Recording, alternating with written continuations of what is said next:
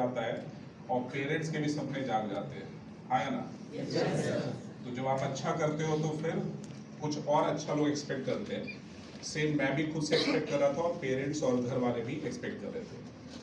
तो मैंने आईआईटी की तैयारी करने का सोचा और मुझे उसके पेपर्स वगैरह देखे। पेपर तो टफ होते थे उस टाइम में, आज से ज़्यादा टफ होते थे, तो भी मैंने हिम्मत करके तैयारी करने का सोचा।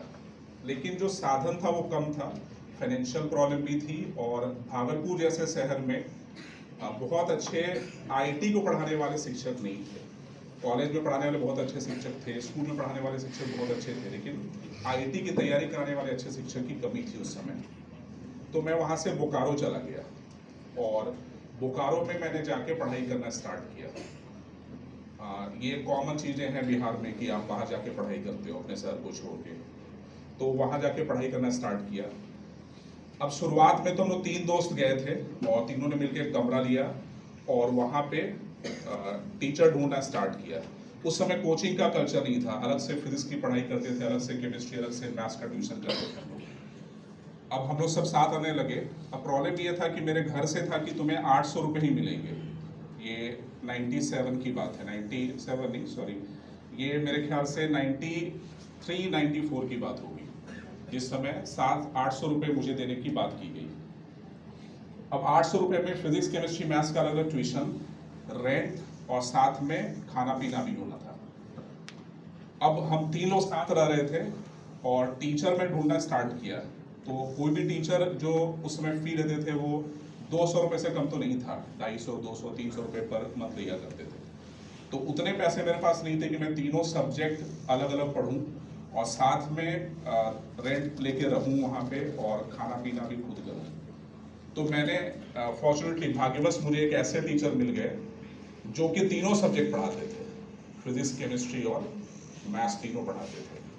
तो मैंने उनको ज्वाइन कर लिया और जब अपने दोस्तों के साथ रहना स्टार्ट किया तो मेरी पढ़ाई बड़ी डिस्टर्ब रहती थी। तो मैंने डिसाइड किया कि मैं अकेले ही रहूँगा, नहीं तो मेरा लाइफ चौपट हो जाएगा, पढ़ाई नहीं हो पाएगी। तो मैंने अलग रूम ले लिया। अब एक टीचर थे जिनको मैं 300 रुपये महीने दिया करता था, रूम का रेंट 200-250 हुआ करता था, 200-250 रुपये खाने के लिए बचा करते थे। तो मेरी पढ़ाई होने लगी वहाँ पे, और जब पढ़ाई करता 250 सफिशिएंट नहीं होते थे खाना खाने के लिए, तो मैं खुद से खाना बनाता था। और जो हम लोग के यहाँ कल्चर होता है कि सुबह उठ के सत्तू घोल के पी लिया और फिर कुछ दोपहर बनाया, फिर रात में बना के खा के पढ़ाई लिखाई चल रही थी उस तरह से। तो ये पढ़ाई चलती रही। लेकिन कभी कभी ऐसा भी होता था कि होमवर्क ज़्यादा होता था, है ना, कि आपको ज़्यादा काम है करने के लिए, टीचर ने ज़्यादा होमवर्क दे दिया। तो वैसे केस में खाना बनाने में रहेंगे तो होमवर्क ही पूरा नहीं होगा। तो मैं क्या करता था कि एक ही टाइम खाना खाता था होटल में, और वो टाइम मैं ऐसा रखता था कि दिन का भी पेट भर जाए और रात का भी काम चल जाए। तो करीब 4 बजे मैं खाना खाता था, ताकि दोपहर का भी खाना काम चल जाए और रात का खाना का भी काम चल जाए। तो एक टाइम खाना खाया और पढ़ाई अपनी चालू रखी। एक बार तो ऐसा भी हुआ था, मुझे याद है कि मेरे एक रिलेटिव मेरे से बोकारो मिलने आए और उन्होंने मेरी हालत देख के हॉर्लिक्स गिफ्ट किया था मुझे कि हॉर्लिक्स तुम पीना जब कमजोरी लगे तो। हॉर्लिक्स तो दे दिया उन्होंने, लेकिन अब उसको उस समय गैस चूल्हा नहीं होता था, स्टोव जला के आपको खाना पकाना होता था। अब स्टोव जलाओ, उस पर पानी गर्म करो, फिर ग्लास में घोलो, बहुत टाइम लगता था। तो मैं क्या करता था कि नल के पानी का गर्म होने का वेट करता था, ठीक है, और जब पानी दोपहर में गर्म हो जाता था तो उस गर्म पानी में हॉर्लिक्स घोल के पिया करता था। तो मेरे ख्याल से ये सब मैनेजमेंट स्किल शुरू से आ गया था मुझे कि कैसे चीज़ों को मैनेज करना है। और जब आप निर्धन होते हो ना, तो उसको मेरे ख्याल से आपको निगेटिवली नहीं लेना चाहिए। वो निर्धनता जो है, या जो आपके साथ पास सीमित संसाधन होते हैं, वो आपको चीज़ों को अच्छी तरह मैनेज करने का एक तरीका हमेशा बताते रहते हैं। जो मेरे साथ हुआ कि कैसे हम एक टाइम में खाना खाकर भी भर पेट रह सकते हैं, कैसे हॉर्लिक्स को हम गर्म पानी से गर्म करके पी सकते हैं। तो ये छोटी छोटी बातें हैं जो एक आपको मैनेजमेंट सिखाता है। और जब आप कम पैसे में चीज़ों को मैनेज करते हो तो वो आगे आपको जो एंटरप्रेन्योरशिप है उस पर भी आपको बहुत हेल्प करता है, वो मुझे लगता है। तो इस तरह से जर्नी चलता रहा। आईआईटी की तैयारी मेरी पूरी हो गई। मैं फॉर्म भरा, भागलपुर में ही सेंटर दिया ताकि मुझे आने का खर्च ना लगे, और मैं भागलपुर आ गया और वहाँ पे आईआईटी का एग्ज़ाम दिया। और चूंकि मेरे टीचर का तीनों सब्जेक्ट पढ़ाते थे, तीनों सब्जेक्ट आईआईटी में पढ़ाना इतना आसान नहीं है, तो उनकी रुचि फिजिक्स में ज़्यादा थी, वो ज़्यादातर मुझे फिजिक्स ही पढ़ाते थे, इसलिए मेरा फिजिक्स स्ट्रांग हो गया था। मैथ्स भी मेरा अच्छा था, लेकिन केमिस्ट्री कमज़ोर रह गया क्योंकि मैं तीनों सब्जेक्ट अलग अलग टीचर से नहीं पढ़ पाया, और इस वजह से मेरा आईटी में सिलेक्शन नहीं हुआ, क्योंकि उस समय सेपरेट कट ऑफ होता था, फिजिक्स केमिस्ट्री मैथ में अलग अलग नंबर लाने हैं, तो केमिस्ट्री कट ऑफ ही पार नहीं हुआ और मेरा सिलेक्शन नहीं हुआ। तो मैं बड़ा हताश हुआ। आप भी अगर किसी चीज़ की मेहनत करते हैं, शिद्दत से वो चीज़ पाना चाहते हैं और वो आपको ना मिले तो बहुत अफसोस होता है। मैं खूब रोया 1-2 दिन तक, और अपने आप को चेंज करने के लिए मैं अपने मौसा जी के घर चला गया। फिर उस समय बिहार कंबाइंड इंजीनियरिंग का एग्ज़ाम होता था, आईटी का अलग एग्ज़ाम होता था, बिहार का अलग एग्ज़ाम होता था, तो उसमें मेरा अच्छे रैंक से सिलेक्शन हो गया। लेकिन मुझे आईटी करना था, तो मैं जानबूझ के भी मौसा जी के घर गया था कि मुझे एडमिशन ना लेना पड़े बिहार इंजीनियरिंग कॉलेज में, लेकिन घर का दबाव था और मुझे भी लग रहा था कि फिर से तैयारी करने में फिर से पैसे चाहिए होंगे, टाइम चाहिए होगा, तो मैंने सबके दबाव में आके एडमिशन ले लिया। भागलपुर इंजीनियरिंग कॉलेज में ही एडमिशन लिया मैंने, जबकि मुझे उस समय भागलपुर से जो बेहतर बिहार के इंजीनियरिंग कॉलेज थे, जैसे MIT मुजफ्फरपुर था, उसमें मुझे इलेक्ट्रिकल इंजीनियरिंग का कोर्स मिल रहा था, लेकिन मैंने भागलपुर में सिविल इंजीनियरिंग का कोर्स लिया। 2 कारणों से, कि बाहर होगा फिर खर्च होगा या घर में रह के पढ़ पाऊंगा मैं, और दूसरा ये भी था कि मैं सिविल लेके इसलिए पढ़ रहा था क्योंकि वो आसान माना जाता था और मैं आईटी की तैयारी भी कंटिन्यू कर पाता। तो फिर से यहाँ पे मैंने मैनेजमेंट लगाया अपने, और फिर पढ़ाई स्टार्ट हो गई। अब चूंकि मैं थोड़ी मैच्योरिटी आ चुकी थी और एक जो आपको होता है सेंस ऑफ रिस्पॉन्सिबिलिटी भी डेवलप हो चुका था, तो अब मैं नहीं चाहता था कि मेरी पढ़ाई के लिए और ज़मीन बिके। तो मेरे पिताजी तो बोले तुम पढ़ाई पे ध्यान दो, है ना, हम और ज़मीन बेच देंगे, तुम अपनी पढ़ाई पर फोकस करो। लेकिन ये मुझे गवारा नहीं था और मैंने ये मना कर दिया कि आप ज़मीन मत बेचिए। मैंने फर्स्ट ईयर ऑफ इंजीनियरिंग में एडमिशन लिया और ट्यूशन पढ़ाना स्टार्ट कर दिया। हो सकता है उस समय ये चीज़ मुझे ज़बरदस्ती करना पड़ रहा हो, लेकिन वही चीज़ आगे जाके मेरे लिए बहुत वरदान साबित हुआ। तो फर्स्ट ईयर ऑफ इंजीनियरिंग से मैंने ट्यूशन पढ़ाना स्टार्ट किया फिजिक्स का, और शुरू में तो 5-6 बच्चे पढ़ने आते थे, टेबल पे बैठ के पेपर और कार्बन लगा के पढ़ाते हैं ना, उस तरह से 5-6 बच्चों को मैं पढ़ाना स्टार्ट किया वहाँ पे।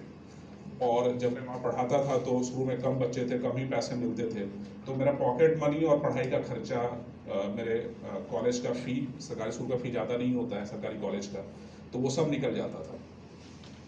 फिर मुझे लगा कि अब और इस चीज़ को कैसे बढ़ाया जाए ट्यूशन को।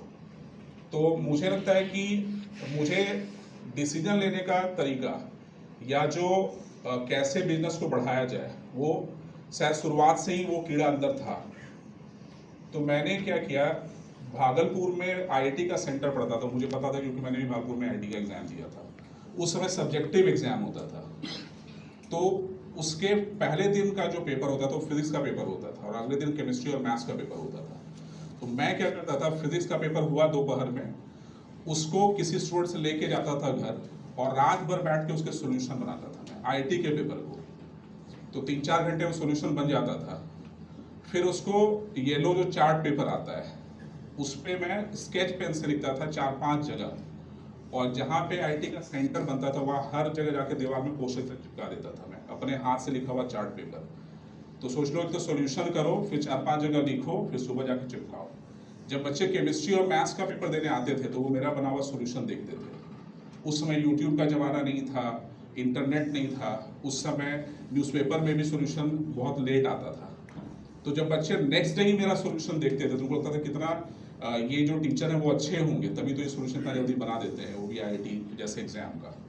तो मेरी पॉपुलैरिटी वहाँ से बढ़नी स्टार्ट हुई, मेरा एक तरह से प्रचार का माध्यम बन गया, और देखते देखते मेरे पास करीब 100 बच्चे ट्यूशन पढ़ने लगे और मेरी अच्छी खासी कमाई होने लगी।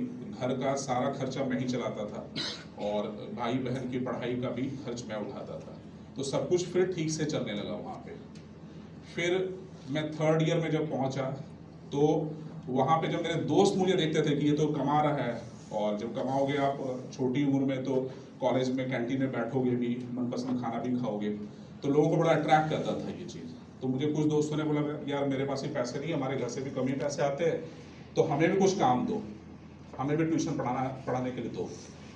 तो मुझे ये आइडिया क्लिक किया। तो मैंने क्या किया, 3rd ईयर में एक कोचिंग स्टार्ट कर दिया। नाम था उसका फीमेड, forum for engineering medical entrance test, और उसके नीचे लिखा था मैंने बाय इंजीनियर्स एंड डॉक्टर्स। तो उसका आइडिया ये था कि मैं चूंकि भागलपुर का ही रहने वाला था, तो मेरे स्कूल के बहुत सारे फ्रेंड भागलपुर इंजीनियरिंग कॉलेज में थे, बहुत सारे फ्रेंड भागलपुर एग्रीकल्चर कॉलेज में थे, सबौर एग्रीकल्चर कॉलेज में, और बहुत सारे फ्रेंड जो थे वो वहाँ के मेडिकल कॉलेज में थे। तो मैंने अपने सारे दोस्तों को इकट्ठा किया, किसी को पढ़ाना है बताओ, मैं पर क्लास में 50 रुपये दूंगा। तो 2 भी क्लास लेगा तो उसके 100 रुपये रोज बनेंगे, और ये बात है 99-2000 की। तो उस समय ये पैसे काफ़ी हैं जेब खर्च के लिए कम से कम।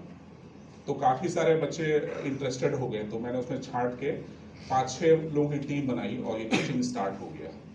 तो उसमें बॉटनी पढ़ाते थे हमारे जो एग्रीकल्चर कॉलेज के बच्चे होते थे, तो अच्छा बॉटनी पढ़ाएंगे क्योंकि वही उसी की पढ़ाई कर रहे हैं। मेडिकल कॉलेज के बच्चे जूलॉजी पढ़ाते थे, वो अच्छा पढ़ाएंगे क्योंकि मेडिकल कॉलेज में वही चीज़ पढ़ रहे हैं।